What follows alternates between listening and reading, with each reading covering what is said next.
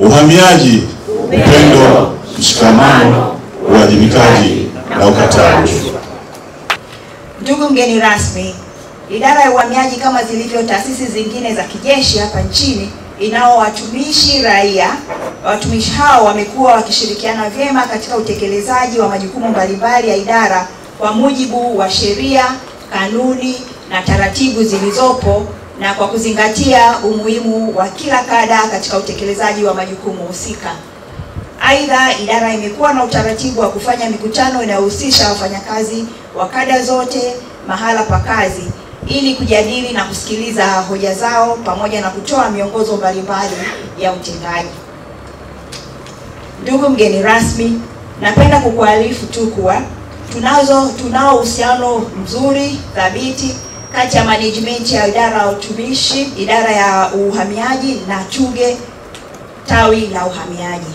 Kwa sasa watumishi raia wanatumia chombo hiki kufikisha hoja walizonazo kwa uongozi wa idara na kwa njia mwafaka.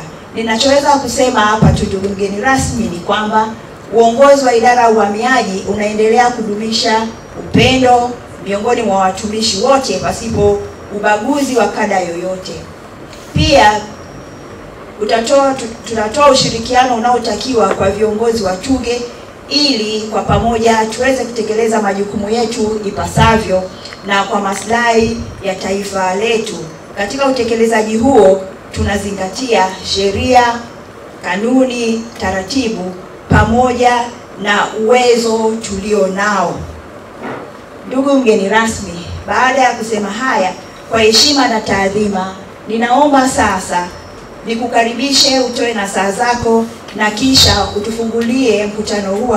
Ndugu mwenyekiti na wajumbe wa baraza la wafanyakazi, aidha ni washukuru watu wa mada ambazo nimezipitia, baadaye nitazungumza huko mbele, kwa kukubali kujumuika hapa kwa ajili ya kuchangia ujuzi walionao, maarifa walionayo, uzoefu walionao mkubwa katika maeneo ambayo watapitisha wajumbe wa baraza la wafanyakazi. Na ni matumaini yangu kwamba wajumbe hao waliokuwepo hapa watachukua waliyopata kutoka kwenye hizo mada na kuyafikisha kwa watumishi ambao wamewatuma waje wawakilishe kwenye kikao hiki muhimu.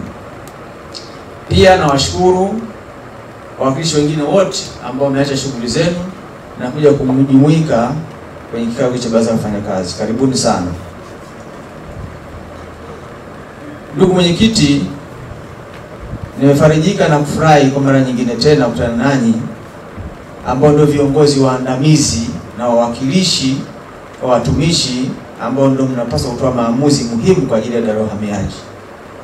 Ni vyema fursa hii muipokee kama changamoto na fursa pekee ambao nadhani mtatathmini utendaji kazi wa idara ya uhamiaji na kuangalia mna bora kuboresha utendaji wenu wa kazi, na pale mtakapoona kuwa mkufanya kwa kiwango ambacho kinatakiwa mchojipangia, basi muangalie mna bora kuweza kuondoa tatizo hilo na kushirikiana na wizara kuweza kufikia malengo mazuri mliokuwa mmejipangia. Mheshimiwa Mwenyekiti, kama sijaenda nichukue fursa hii kuipongeza idara ya uhamiaji kwa kutekeleza wajibu wake na majukumu yenu kwa ufanisi wa hali ya juu sana. Kwa kutaja machache tu, katika kipindi cha Januari hadi Novemba 2020 mmefanya yafuatayo kwa ufanisi. Moja, kukamata wahamiaji haramu 15,600 ambao kati yao wahamiaji haramu 10,500 mmewarejesha katika nchi walizotoka na 2,000 wamefungwa gerezani kutumikia vifungo na walobakia mashauri yao yanaendelea.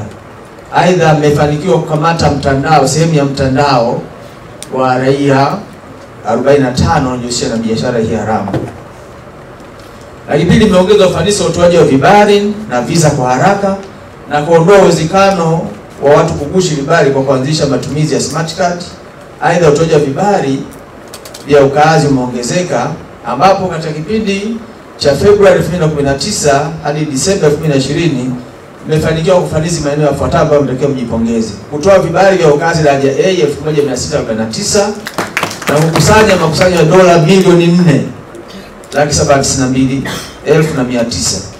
Mmetoa vibali vya ukaazi daraja B 6902 na kukusanya dola 14,321,500 na mmefanikiwa kutoa vibali daraja C 4126 na kufanikiwa kukusanya dola milioni 13,112,500.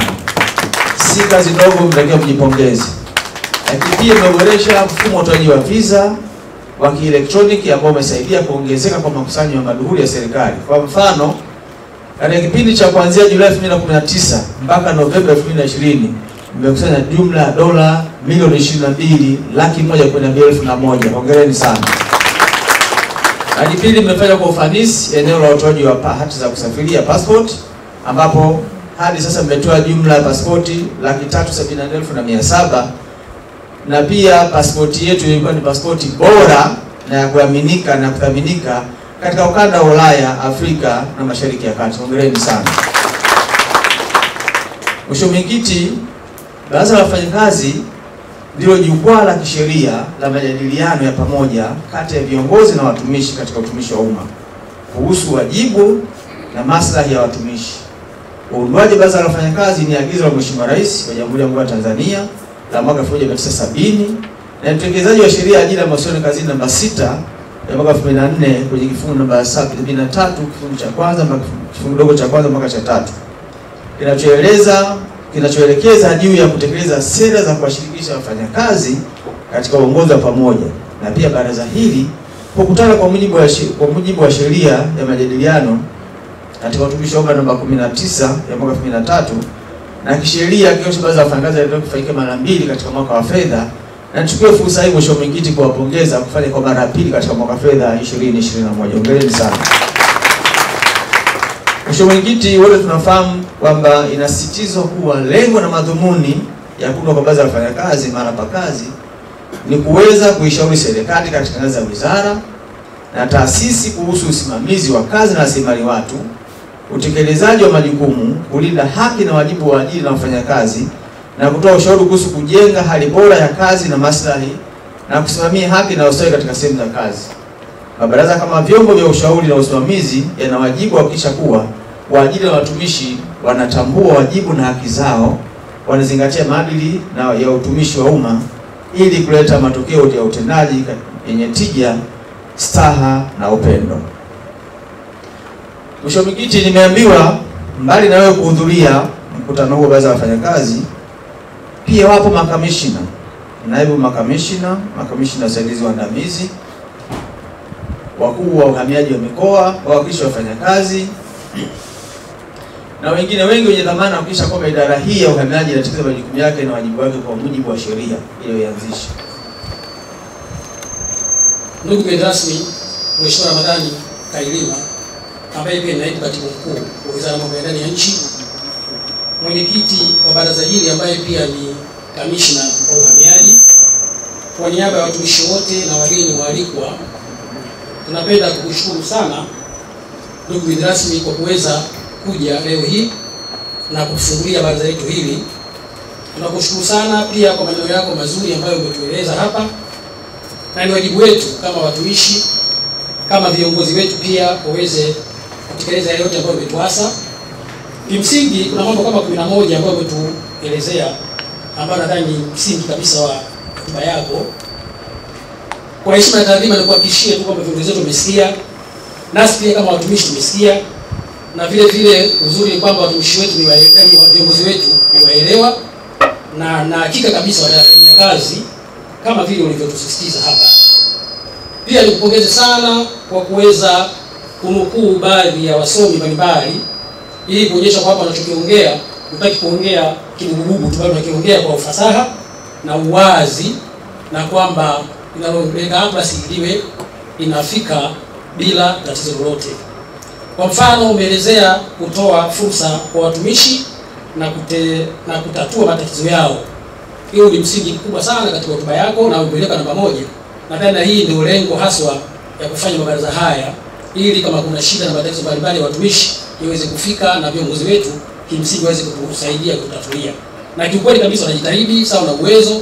Yale ambayo tumeyafanya mwaka jana au maelekezo au mambo ambayo tumeyafikisha mwaka jana au malalamiko ambayo tumeyafikisha mwaka jana, kwa hakika kabisa tuna hakika mwaka huu kuna mabadiliko ambayo aidha yameshafanyika aidha yanaendelea kufanyika. Tunashukuru sana sana sana kwa uongozi wetu.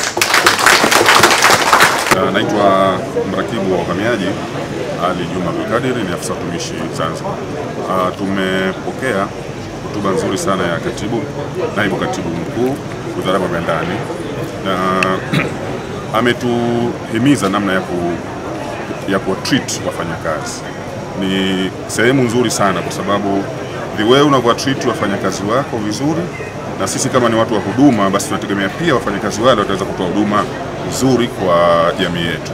Kwa hiyo tumechukulia ni kitu kizuri sana ambacho tutakichukulia kama mfano katika utendaji wetu wa kazi. Ninaitwa mratibu wa uhamiaji Enzo Marieta, ni mkuu wa kitengo cha utawala na uratibu. Mheshimiwa naibu katibu mkuu katika hotuba yake amesema kiongozi anapaswa kuongoza na si kuelekeza. Kiongozi anapaswa kuonyesha njia na kuongoza wafuasi wake, kwa maana ya kwamba anapaswa kuwa mfano. Katika kuongoza, kiongozi anapaswa kuwapatia watumishi nafasi ya kutumia ujuzi wao. Niseme nimefurahishwa sana na hotuba ya mgeni rasmi na katibu mambo ya ndani kwa jinsi alivyotoa hotuba ambayo inalenga kuwa na mtazamo chanya. Nimefurahishwa kwa sababu kama ulivyoulizwa kwamba the way unapomtreat mfanyakazi wako ndivyo utakavyokuwa. Ukimtreat vizuri, tarajia matokeo mazuri. Ukimtreat vibaya, tarajia matokeo mabaya. Kwa hiyo nimefurahi, ni kweli kabisa. Unajua watu wengi hatuelewi. Tumekuwa tukitarajia matokeo makubwa, lakini hatufikiri kwamba anayeweza kusababisha hayo matokeo ni nani.